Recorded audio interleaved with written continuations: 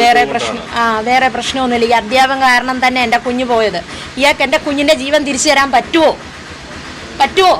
ഞാൻ പെറ്റമ്മയാണ് ചോദിക്കുന്നത്. എൻ്റെ കുഞ്ഞിൻ്റെ ജീവൻ തിരിച്ചു തരാൻ അയാളാണ്.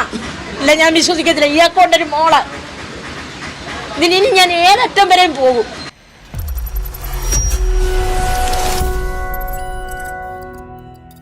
നൊന്ത് പ്രസവിച്ച ഒരു അമ്മയ്ക്ക് സഹിക്കാൻ പറ്റുന്ന ഒരു കാര്യമാണ് സ്വന്തം മകള് നഷ്ടപ്പെടുക, ജീവൻ നഷ്ടപ്പെടുക എന്നുള്ളത്. എന്നാൽ ഈ ഒരു പാവ അമ്മയ്ക്ക് അത് സംഭവിച്ചിട്ടുണ്ട്. ഈ അമ്മയുടെ മകള് ഇന്നില്ല. അതിന് കാരണക്കാരൻ സ്വന്തം അധ്യാപകൻ എന്ന് പറഞ്ഞു കഴിഞ്ഞാൽ ഈ ഒരു കുട്ടി ജോലിക്ക് വേണ്ടി ഒരു അഗ്നിവീർ ആകാൻ വേണ്ടിയിട്ട് ഒരു മിലിറ്ററി ഇൻസ്റ്റിറ്റ്യൂട്ടിൽ പഠിക്കേണ്ടായി. അവിടുത്തെ അധ്യാപകൻ ആ ഒരു പരനാറിയുടെ മെന്റൽ ടോർച്ചറിങ് അല്ലെങ്കിൽ മാനസിക പീഡനം മൂലമാണ് ഈ ഒരു കുട്ടി ആത്മഹത്യ ചെയ്തിട്ടുള്ളത്. ഈ പറഞ്ഞ അധ്യാപകന് ഒരു കോലില് തുണി ചുറ്റിയാൽ മതി. അങ്ങനെ ഒരാളാണ് ഈ ഒരു മനുഷ്യൻ. ഈ ഒരു പെൺകുട്ടിക്ക് മാത്രമല്ല, പെൺകുട്ടികളുടെ അമ്മമാരെ ഇയാള് വലയിൽ വീഴ്ത്താൻ ശ്രമിച്ചിട്ടുള്ള ഒരു വ്യക്തിയാണ്. എന്തായാലും നമുക്ക് ഈ ഒരു അമ്മയുടെ വാക്കുകൾ കേട്ടു നോക്കാം. നമ്മളെ +2 കഴിഞ്ഞ് അവർക്ക് ഇഷ്ടപ്പെട്ട ഇതായിരുന്നു. സെന്റ് മേരീസ് അഡ്മിഷൻ എടുത്തപ്പോൾ പറഞ്ഞ് എനിക്ക് വയ്യ. ആ സമയത്തല്ലേ ഡോക്ടറെ കുത്തിക്കൊന്നത് നമ്മുടെ മെഡിക്കൽ കോളേജ് ഈ കൊല്ലം പരിയാരം. അപ്പം അതോടുകൂടി എന്നോട് പറഞ്ഞു അത് വേണ്ട, ഞാൻ ആർമിക്ക് പൊക്കോളാം.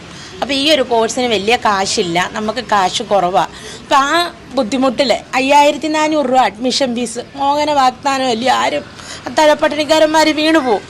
പിന്നെ 20,000 രൂപ 4 വർഷത്തിനുള്ള ഫീസ്. അങ്ങനെ കണക്കില കുഞ്ഞിനെ അവിടെ അഡ്മിഷൻ എടുത്ത് ഫിസിക്കലി പാസ്സായി. ഏതൊരു സാധാരണക്കാരനും വീണു പോകുന്ന ഫീസും കാര്യങ്ങളൊക്കെയാണ് ഈ ഇൻസ്റ്റിറ്റ്യൂട്ടിലുള്ളത്.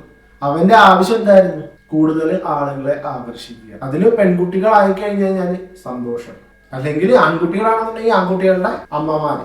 ഇതാണ് ഇവന്റെ മെയിൻ പരിപാടി. ഈ അധ്യാപകന്മാര് അല്ലെങ്കിൽ ടീച്ചർമാരെന്നൊക്കെ പറഞ്ഞു കഴിഞ്ഞാൽ നമ്മൾ ദൈവതുല്യമായിട്ട് കാണേണ്ട ആൾക്കാരാണ്. എന്നാൽ ഇപ്പോ ഈ ഒരു സമൂഹത്തിൽ, ഇപ്പോഴത്തെ സമൂഹത്തിൽ നടക്കുന്ന കാര്യങ്ങളൊക്കെ എന്താ പറയാ, നമുക്ക് ചിന്തിക്കാൻ കൂടി കഴിയാത്ത കാര്യങ്ങളാണ്.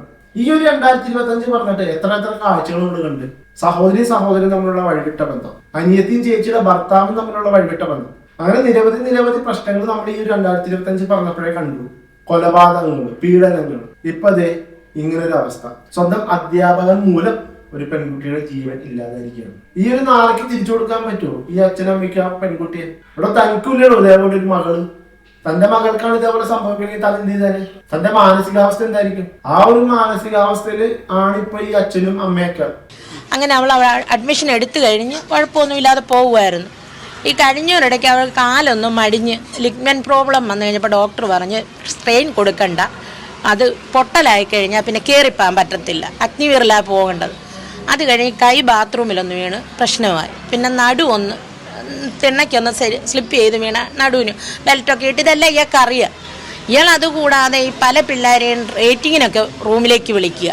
വേറെ ഹോട്ടൽ മുറികളിൽ റൂം എടുത്തിട്ട് ഡേറ്റിങ്ങിന് വരുന്നോന്ന്. എനിക്കറിയത്തില്ല ഇതൊന്നും പറഞ്ഞാൽ. എന്താണെന്ന് ചോദിച്ചാൽ ഞാൻ ഇപ്പോഴത്തെ കാലഘട്ടത്തിൽ വലിയ ഇതൊന്നും ആളൊന്നും അല്ല. മോൾ എന്നോട് പറഞ്ഞിരുന്നു മോശമായിട്ട് പെരുമാ.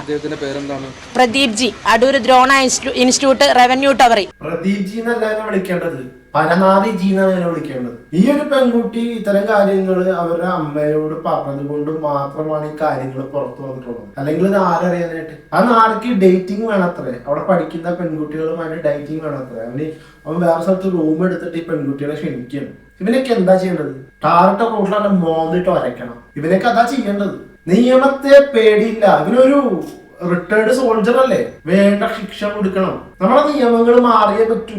ഇങ്ങനെ നിയമങ്ങൾ കൊണ്ടുപോയി കഴിഞ്ഞാൽ ഇതേപോലുള്ള എന്താ പറയാ പ്രശ്നങ്ങൾ ഇനി സംഭവിച്ചുകൊണ്ടിരിക്കും. വീട്ടിലിരിക്കുന്ന അച്ഛനമ്മമാർക്ക് ഭയമായിരിക്കും പെൺകുട്ടികളെ പുറത്തു വിടാനായിട്ട്. അയാള് ആർമിയുടെ ഉദ്യോഗസ്ഥനെ എവിടെ എന്തും അയാൾക്ക് പവർ ഉണ്ടെന്നുള്ളതില്ല. മോള് പറയുന്നത് അമ്മയെ പലരെ ഇതുപോലെ ഇപ്പൊ ഞങ്ങളുടെ കൂട്ടത്തിലുള്ള പിള്ളേരെ എല്ലാം ഡേറ്റിങ്ങിന് വിളിക്കുന്നുണ്ട്. എന്നോടും പറഞ്ഞു. അപ്പോൾ അവൾ പറഞ്ഞു എനിക്ക് സാറേ അതിൻ്റെ ആവശ്യമില്ല, എൻ്റെ അച്ഛനും അമ്മയും എന്നെ നല്ല രീതിയിലാണ് പഠിപ്പിക്കുന്നത്. അപ്പോൾ ഈ കഴിഞ്ഞ 3 ദിവസം മുമ്പ് ഇവളോട് പറഞ്ഞു നീ ക്ലാസ്സിന് വരണ്ട, നിൻ്റെ അമ്മയോട് എന്നെ വിളിക്കാൻ പറയുന്നു. അപ്പം ഞാൻ വിളിച്ചപ്പോൾ എന്നോട് പറഞ്ഞു ഇയാൾക്കൊരു ഫോണ് വാട്സപ്പ് ഉള്ളത് എടുത്തുകൂടെ? ഞാൻ ചോദിച്ചാൽ സാറിന് എന്താ കാര്യം എന്താ? എനിക്ക് സംസാരിക്കാൻ സാധാരണ ഒരു ഫോൺ മതി, എനിക്ക് വേറെ വാട്സപ്പുള്ള ഫോൺ വേണ്ട. ഈ കുട്ടികളുടെ അമ്മമാരുടെ എല്ലാം വാട്സപ്പ് ഫോണിൽ കൂടി ഇയാൾ ചാറ്റിങ്ങാണ്. കുഞ്ഞുങ്ങളെന്നോ വലിയവരെന്നോ ഇയാൾക്ക് തിരിവില്ല. ഇയാൾക്ക് ഏതൊരു വ്യക്തിയായാലും സ്ത്രീ എന്നൊരു പടം കണ്ടാൽ മാത്രം മതി. ബാക്കി ഈ പറഞ്ഞ പോലെ സകലതും ഇയാളെ മറക്കുക. ഇവനൊക്കെ മാനസിക വൈകല്യം കാരണം ചിലപ്പോ പട്ടാളത്തിൽ നിന്ന് പിരിച്ചുവിട്ടതായിരിക്കും. ഞാൻ നേരത്തെ ഒരു കാര്യം പറഞ്ഞില്ലേ, കോവിന് തുണി ചുറ്റി അത് മതി ഇവന്. പെൺകുട്ടികളെ കിട്ടിയില്ലെന്നുണ്ടെങ്കിൽ പെൺകുട്ടികളുടെ അമ്മമാര്. നിന്നെയൊക്കെ അധ്യാപകൻ എന്ന് വിളിക്കുമ്പോഴല്ല, കാർക്കിച്ച് തുപ്പാനാണ് തോന്നുന്നത്, കാർക്കിച്ച് തുപ്പാൻ. നിനക്ക് ഒരു മോളുണ്ടല്ലോ, നീ ഓർത്ത് വെച്ചോ. അവള് അവിടെ നിൽക്ക ചെയ്തതുപോലെ കഴിഞ്ഞ ഇടയ്ക്ക് ടൂറ് കഴിഞ്ഞ് വന്നപ്പോ ലീതു ടീച്ചർ എന്ന് പറഞ്ഞ പോലെ അയാളുടെ പഴയൊരു സ്റ്റുഡന്റാ, പുനലൂരുകാരിയ. ഇയാളെ ഇതുപോലെ ഓഫീസ് മുറിയെന്ന് കാണാൻ പാടില്ലാത്ത സാഹചര്യത്തിൽ കണ്ടു വെളുപ്പിന്. അതായത് രാവിലെ ചെന്ന് കയറുമ്പോൾ ഇരുട്ടത്തുനിന്ന് രണ്ടുപേരും ഇറങ്ങി വരിക. ഒരു സ്റ്റുഡൻ്റ് ആയിരുന്നെ ഇപ്പം താൽക്കാലികമായിട്ട് ടീച്ചറായിട്ട് കയറ്റിയേക്കുന്നത്. ഇവർ രണ്ടുപേരും ഇറങ്ങി വന്നപ്പോൾ ഇവൾ ആദ്യം കണ്ടത്. ഇയാൾ പറഞ്ഞു വടി തപ്പ കയറിയതാ. അന്ന് മുതൽ ഇവൾ നോട്ടപ്പുള്ളിയായി. എന്തായാലും കാണാൻ പാടില്ലാത്ത സാഹചര്യത്തിൽ ഈ ഒരു ടീച്ചറിന് ഒരു അധ്യാപകന് അൺഫോർച്ചുനേറ്റ്ലി കുട്ടി കണ്ടു. ചിലപ്പോ അതിന്റെ ഒക്കെ ഒരു ആഫ്റ്റർ എഫക്റ്റ് ആയിരിക്കും ഈ ഒരു പറഞ്ഞ മെന്റൽ ടോർച്ചറിങ്. അത് ചിലപ്പോ ടോർച്ചറിങ് ചിലപ്പോ എന്റെ ഒരു ഊഹം പറയാൻ കേട്ടോ, ചിലപ്പോ ആ ഒരു കാരണം കൊണ്ടായിരിക്കാം. മാത്രമല്ല ഇയാളുടെ ഈ ഡയറ്റിങ്ങിലേക്കുള്ള നിരന്തരമായിട്ടുള്ള ക്ഷണം അതും ആയിരിക്കാം. നമുക്ക് ഒന്നും കൂടെ അവോയ്ഡ് ചെയ്യാൻ പറ്റത്തില്ല. എന്തായാലും ആ കുട്ടി ജീവിച്ചിരിപ്പില്ല. ഇത് തുറന്നു പറയാൻ പറ്റുന്ന ഈ കുട്ടി ജീവിച്ചിരിപ്പില്ല. ആ പെൺകുട്ടിക്ക് തുറന്നു പറഞ്ഞുകൂടായിരുന്നു, ഒരു പോലീസ് സ്റ്റേഷനിൽ പോയിട്ട് തുറന്നു പറഞ്ഞുകൂടായിരുന്നു. എന്തിന് ജീവൻ ഒടുക്കി? അതാണ് ഞാനിപ്പോ ആലോചിക്കുന്നത്. ഇപ്പൊ ഈ ഒരു പരനാറി ഒളിവിലാണ്. ഇവൻ എവിടെയാണെന്ന് പോലും കണ്ടുപിടിക്കാൻ ആർക്കും സാധിച്ചിട്ടില്ല. എന്തായാലും ഇവന്റെ ഓഫീസൊക്കെ അടിച്ച് പൊളിച്ചിട്ടുണ്ട്. ഡിവൈഎഫ്ഐയും യൂത്ത് കോൺഗ്രസ് ഒക്കെ ചേർന്നുകൊണ്ട് അവന്റെ ഓഫീസ് ഏതായാലും അടിച്ചു പൊട്ടിച്ചിട്ടുണ്ട്. എന്തായാലും വളരെ നല്ലൊരു കാര്യം. ഞാൻ പറഞ്ഞു സാറിന് എന്തെങ്കിലും വൈരാഗ്യം ഉണ്ട് അത് എന്നോട് പറ. നിങ്ങളുടെ മോൾ ഇവിടെ പഠിക്കുന്നത് എനിക്ക് ഇഷ്ടമല്ല, അത് തീർന്നു. നമ്മൾ സർട്ടിഫിക്കറ്റ് മേടിച്ച് ബാക്കി കൊടുക്കാനുള്ള ഫീസും കൊടുത്തിട്ട് നമ്മൾ പോരും. പക്ഷെ ഇതല്ലല്ലോ അവിടെ നടത്തിയത്. അത് ന്യായം. അയാൾക്ക് എന്തെങ്കിലും വൈരാഗ്യം ഈ കുട്ടിയുടെ മേലുണ്ടെന്ന് പഠിക്കേണ്ട കാര്യമില്ല. ആ കുട്ടിയെ പറഞ്ഞിട്ടായിരുന്നു ഒരു ജീവനെങ്കിലും രക്ഷപ്പെട്ടാണ്. പക്ഷെ അയാളെങ്ങാനും ഈ ഒരു പെൺകുട്ടിയെ പുറത്ത് വിട്ടു കഴിഞ്ഞാൽ ഇയാളും ആ ടീച്ചറും തമ്മിലുള്ള അവിശുദ്ധ ബന്ധം പുറത്തു വരും. അതുകൊണ്ട് തന്നെയാണ് ഈ ഒരു പരനാറി ആ കുട്ടിയെ പുറത്ത് വിടാതെ മെന്റൽ ടോർച്ചർ ചെയ്ത് കൊന്നത്. ക്യാമറ ഇയാള് പിള്ളേരുടെ ഡ്രസ്സിംഗ് മുറി വെക്കുന്നുണ്ടോ എന്നൊരു സംശയം. വോയിസ് റെക്കോർഡിംഗ് ഒക്കെ വെച്ചിട്ടുണ്ട്.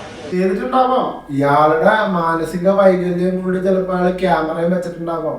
എന്തൊക്കെയാണെന്നുള്ളത് ഇനി തുടർന്നുള്ള അന്വേഷണത്തിലെ പുറത്തു വരത്തുള്ളൂ. നമുക്കിതിന് ഒരു ഊഹമേ പറയാൻ പറ്റത്തുള്ളൂ. ഈ വോയിസ് റെക്കോർഡിംഗ് ഒക്കെ ഉണ്ടെന്നുണ്ടെങ്കിൽ ഈ ഒരു നാളെ ഇവിടെ ക്യാമറയും വെച്ചിട്ടുണ്ടാവും. ഇവന്റെ ഒരു സ്വഭാവം വെച്ചിട്ട് ഇവനോട് ക്യാമറ വെച്ചിട്ടുണ്ടാവും. ഇനി തുടർന്നുള്ള അന്വേഷണത്തിൽ ആ കാര്യങ്ങളൊക്കെ പുറത്തു വരട്ടെ. ഇന്നത്തെ സംഭവം എന്താന്നുള്ളത് എനിക്കറിയില്ല. ഇന്ന് പോയില്ല. ഇന്ന് കുഞ്ഞ് പീരീഡ് ആയിരുന്നു. അത് ഓവർ ബ്ലീഡിങ് 4 ദിവസത്തേന്. അപ്പൊ ഈ ഫിസിക്കലിന് പോകുമ്പോൾ ശരീരം മൊത്തം ഇളകിയുള്ള ഓട്ടമല്ലയോ. അപ്പൊ അവള് പറഞ്ഞ് വരാൻ പറ്റത്തില്ലെന്ന് പറഞ്ഞപ്പോൾ അവളോട് പറഞ്ഞ് ഇങ്ങനെയാണെങ്കിൽ എനിക്ക് ബുദ്ധിമുട്ടായിരിക്കും എന്ന് പറഞ്ഞു. അപ്പം അവളോടും പറഞ്ഞ് നിനക്ക് എന്ത് കാര്യം വേണേലും ഞാൻ നേടിത്തരാം. അവൾ പറഞ്ഞു എനിക്കൊരു കാര്യവും നേടിത്തരണ്ട, എനിക്കിന്ന് ജീവനോടെ എൻ്റെ അച്ഛനും അമ്മയും ഉണ്ട്, ബാക്കി എല്ലാ കാര്യങ്ങളും അവര് നോക്കിക്കോളൂ എന്ന് പറഞ്ഞു. അപ്പൊ ഓഫറുകൾ ഇയാൾ കൊടുക്കുന്നുണ്ട്. എന്താണ്? എന്ത് കാര്യങ്ങൾ വേണമെങ്കിലും സഹായിച്ചു തരാം. ഇതേപോലെ എത്ര പെൺകുട്ടികളോട് ഇയാൾ പറഞ്ഞിട്ടുണ്ടാവും, എത്ര പെൺകുട്ടികളുടെ അമ്മമാരോട് പറഞ്ഞിട്ടുണ്ടാവാം. പെൺകുട്ടികളുടെ അമ്മമാരോട് വാട്സപ്പ് നമ്പർ വരെ ചോദിച്ച സ്ഥിതിക്ക് അതും സംഭവിച്ചിട്ടുണ്ടാവും. അപ്പോ ഇതിൽ ബാധിക്കപ്പെട്ടവരുണ്ടെന്നുണ്ടെങ്കിൽ ദയവ് ചെയ്ത് പോലീസ് സ്റ്റേഷനിൽ കംപ്ലൈന്റ് ആയിട്ട് രേഖപ്പെടുത്തുക. അത്രയും പറയാനുള്ളൂ. കംപ്ലൈന്റ് ആയിട്ട് രേഖപ്പെടുത്തുക. ഇതേപോലെ ബാധിക്കപ്പെട്ടവരുണ്ടെങ്കിൽ ആരും ഒളിച്ചു വെക്കരുത്. നിങ്ങൾ സ്റ്റുഡൻസ് ആരും മനസ്സിൽ ഒളിച്ചു വെക്കരുത്. ഒന്നില്ലെങ്കിൽ അമ്മയോടോ അച്ഛനോടോ അല്ലെങ്കിൽ ഉത്തരവാദിത്തപ്പെട്ട അധികാരികളുടെ അടുത്ത് ബോധിപ്പിക്കുക. ഇതേപോലെ ജീവൻ നഷ്ടപ്പെടുത്തിക്കൊണ്ട് ആരും മുന്നോട്ട് പോകരുത്. ഈ ഒരു പെൺകുട്ടി മാനസിക പീഡനത്തിന്റെ എനിക്ക് തോന്നുന്നു എക്സ്ട്രീം ലെവലിൽ എത്തിയതിനു ശേഷമായിരിക്കാം ഈ ഒരു ജീവൻ നഷ്ടപ്പെടുത്തിയിട്ടുള്ളത്. ഇനി ഇതിൽ ബാധിക്കപ്പെട്ടവരുണ്ടെന്നുണ്ടെങ്കിൽ ദയവ് ചെയ്ത് ആരും ഇത്തരത്തിലുള്ള ഒരു ചിന്താഗതിയിലേക്ക് പോവാതെ അധികാരപ്പെട്ടവര് അവരുടെ അടുത്ത് പരാതികൾ അല്ലെങ്കിൽ നിങ്ങളുടെ പ്രശ്നങ്ങൾ ബോധിപ്പിക്കുക. ഇതേപോലെ ബാധിക്കപ്പെട്ടവരുണ്ടെന്നുണ്ടെങ്കിൽ അവരിതേപോലെ സമൂഹത്തിന് മുന്നിലേക്ക് ഇറങ്ങിച്ചെന്ന് ഈ പരനാറികളൊക്കെ അവർക്ക് വേണ്ടി ശിക്ഷ നേടിക്കൊടുക്കണമെന്നുണ്ടെങ്കിൽ നിങ്ങൾ തന്നെ വേണം. അല്ലാതെ ജീവൻ ഒടുക്കല്ല വേണ്ടത്. ഇപ്പൊ ഈ ഒരു അമ്മയുടെ അച്ഛന്റെ അവസ്ഥ ഒന്ന് ആലോചിച്ച് നോക്കണം. ഇന്ന് ആ പെൺകുട്ടി ഇല്ല. അവള് ചെയ്യാത്ത തെറ്റിന് അവളുടെ ജീവൻ അവള് സ്വയം നഷ്ടപ്പെടുത്തി. ആർക്ക് വേണ്ടി? ആർക്കോ വേണ്ടാത്തൊരു പരനാറിക്ക് വേണ്ടിയിട്ട്. അതാ ഞാൻ പറഞ്ഞത്. നിങ്ങൾ ദയവ് ചെയ്ത് ഇതേപോലുള്ള ബാധിക്കപ്പെട്ടവരുണ്ടെന്നുണ്ടെങ്കിൽ ദയവ് ചെയ്ത് അധികാരപ്പെട്ടവർക്കോ അല്ലെങ്കിൽ നിങ്ങളുടെ വേണ്ടപ്പെട്ടവരോടോ കാര്യങ്ങൾ തുറന്നു പറയുക. നിയമത്തിന്റെ മുന്നിൽ ആളുകളെ കൊണ്ടുവരിക. എല്ലാവർക്കും വീഡിയോ ഇഷ്ടപ്പെട്ടു എന്ന് കരുതുന്നു. നിങ്ങളുടെ അഭിപ്രായങ്ങൾ കമന്റിൽ രേഖപ്പെടുത്തുക. വീഡിയോ ഒന്ന് ലൈക്ക് ചെയ്യുക, സബ്സ്ക്രൈബ് ചെയ്യുക. Okay, by.